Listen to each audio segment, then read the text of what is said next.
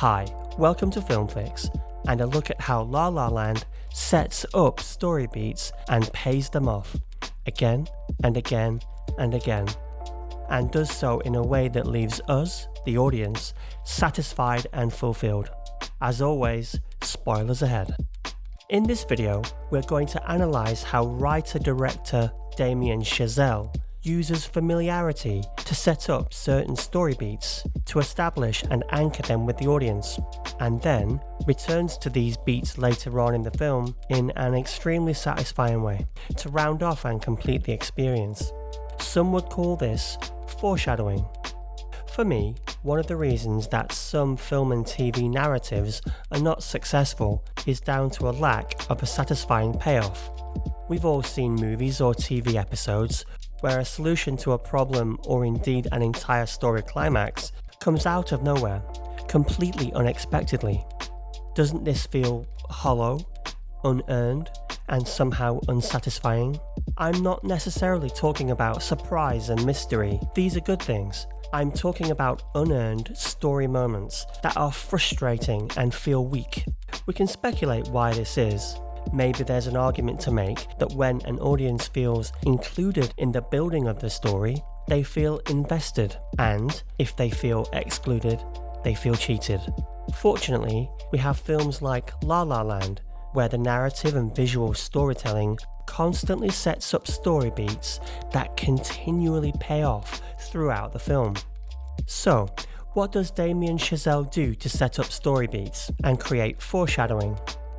Put simply, he creates something, a moment between characters with a visual component, or maybe just a concept, something approaching a visual metaphor, and then returns to it later on in the film, sometimes with a slight change that demonstrates the change in the characters. When it comes to La La Land, I'd argue that everything in the film is built around one central dramatic argument. Love can inspire you to fulfill your dreams. Emphasis on fulfill your dreams.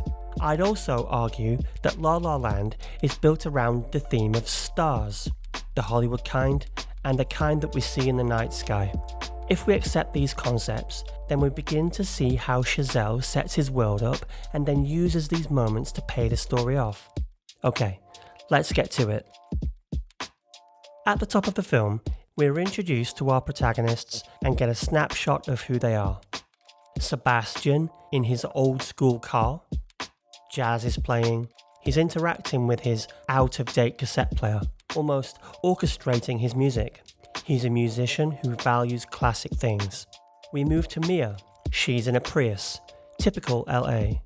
She's learning lines of a script. She's an actress. In this traffic jam, they meet. Kinda. Next up, a coffee shop on a Hollywood studio lot. A movie star is buying coffee. We see that one of our protagonists, Mia, the wannabe actress, wants to be her, a movie star. But it's hard to get people to notice you in this town, especially as she's just another waitress with big dreams, emphasized here by the fact that every other girl looks just like her, even down to the waitress style shirts that everyone else is wearing. This is, of course, a musical, and we then have our I Want song, typically where we learn why our protagonist is unfulfilled and what they need to make their life better. Mia wants to be a star, and, according to the song, someone in the crowd could be that someone that makes her dreams come true. When she dreams about what she wants, everything else disappears. This happens twice in the same song and teaches us how Mia dreams. After her elaborate night out, she happens upon a club. There's something about the music that draws her inside. The music inspires her. Once again, as she dreams, everything else disappears, just as before. We then meet Seb, a struggling jazz musician. He has dreams of running his own club, idolizing the jazz stars of the past. Sebastian plays a club and deviates from the provided setlist to play his own song. This is their second meeting, and it doesn't go too well. We then see more of the soul-crushing stuff that Mia has to do to reach her dreams, as shown here in this sequence. Through her wardrobe, Mia is in various costumes. She's not herself. Mia and Sebastian's third meeting is once again through music. She hears the music and is drawn to it. We've set this up already and now pay this off. Seb is also in a costume, just like Mia was, doing what he has to do to pursue his dream. Sebastian and Mia then go for a stroll and share their iconic La La Land Oscar-winning moment. The sun goes down and turns into night. The next time they meet, Mia points out a window that Humphrey Bogart and Ingrid Bergman sat at in Casablanca. She's just a stone's throw away from where she wants to be.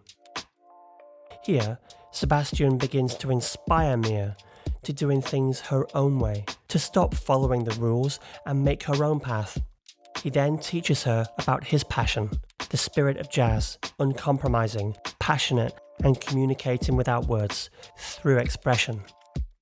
Then, once again, we're at dusk, going into night, as before. This time, for Seb's song, City of Stars, a song about ambition and love. Mia gets a call back, and it doesn't go well at all. Mia sheds her costume. She's going to do things differently from now on. She's going to do things her way. Mia is meant to meet Sebastian, but unfortunately ditches him for a guy she's dating. She's not having a good time, especially when the people she's with are trash-talking old movie theatres, and in a way, trash talks what Mia values. Then, she hears the music. The same music she heard Sebastian play in the club. Incidentally, we cross the line at this point to signify a change in mood in Mia. If you're not familiar with this or haven't seen my video on crossing the line with Ex Machina, you can do so here, where we break down what this means. Check it out. So, the music draws Mia to Seb once again, as it has done before. With Sebastian, Mia can fulfill her dreams, being on the big screen. They're at an old movie theatre, watching Rebel Without a Cause. In this film, they see the Griffith Observatory, obviously a place to see the stars. And, before they kiss for the first time, the image on the screen is of stars. Then, suddenly, the film burns, interrupting their kiss. What to do? They go and find their own stars. To the Griffith Observatory in real life. They can now be together. Sebastian and Mia's love belongs in the stars. It was dusk before now, and as their love begins, so does the night and the stars. Mia is now inspired by Seb and his ethos, and decides to do things her own way. She begins by writing her own play. Their relationship grows, and Seb is growing too, playing in a club, doing what he loves. They reach their peak, their harmony, communicating through jazz without words, as set up before. Love in the stars. We then learn about Sebastian's dreams, but his dreams are childlike. For example, he wants his dream jazz club to be called Chicken on a Stick.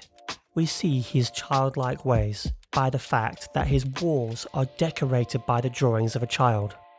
But dreams are nothing without the work and pain of the real world.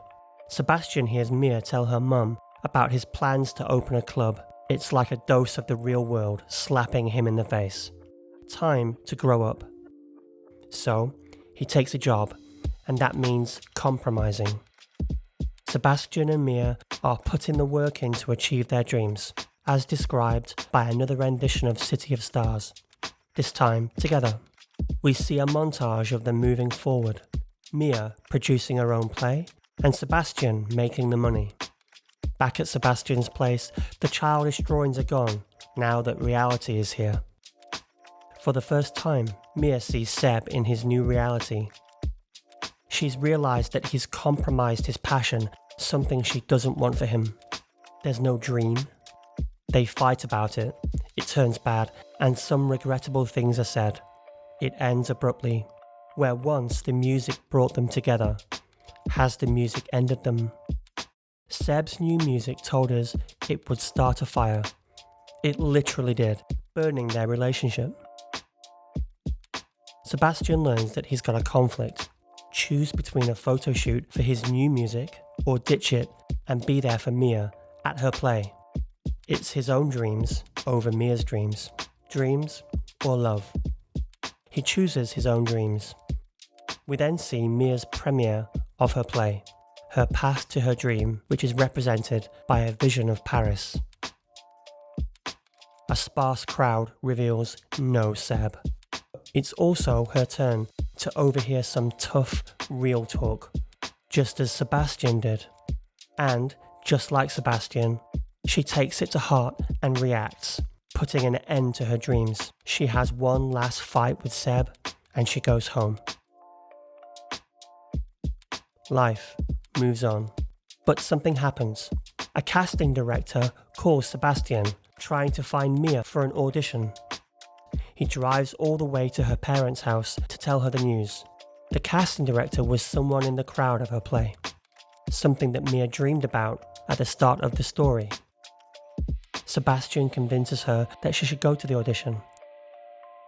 Mia, doing things her way, being herself, has pushed her forward into a new place, whereas before she looked like everyone else. This time, she's there because of who she is. At the audition, they tell her the film is going to shoot in Paris, as we learned in Mia's play, was her dream. After the audition, Mia sits with Sebastian to talk about their relationship. They agree that they should take their own path to follow their own dreams, and that path probably means that they'll be apart. They're talking about their love. It's no longer night. There are no longer stars in the sky. And even though they're at the place where they found the stars and their love the first time, no stars now. We move forward in time 5 years and return to where Mia dreamt of becoming a star. We discover that her dream has come true and she's now a movie star. Sebastian's dream has also come true. He now has his own club. We realise though that any potential reunion would be almost impossible. Mia now has her own young family and looks very happy. We then see Mia on a poster. It's official. She's now one of the stars she revered so much. Throughout the film, we've been surrounded by these stars looking over us. But there's now time for one more meeting, and the encounter begins like last time, with a traffic jam. And, like last time, the music draws her in. It's Sebastian's club, grown-up Sebastian. It's packed, it's passionate, just like Mia said it would be all that time ago. We then see Sebastian, he sees Mia. They have a moment. How could he express how he feels in that moment? He plays the song that drew her in. Once again, everything disappears. And we're flashed back into the song and what it meant for them and what their life could have been like, achieving their dreams together, their love still in the stars. But they did both achieve their dreams, and the cost of those dreams was their love. But that's okay. By constantly anchoring imagery, music and moments, Damien Chazelle keeps the audience close.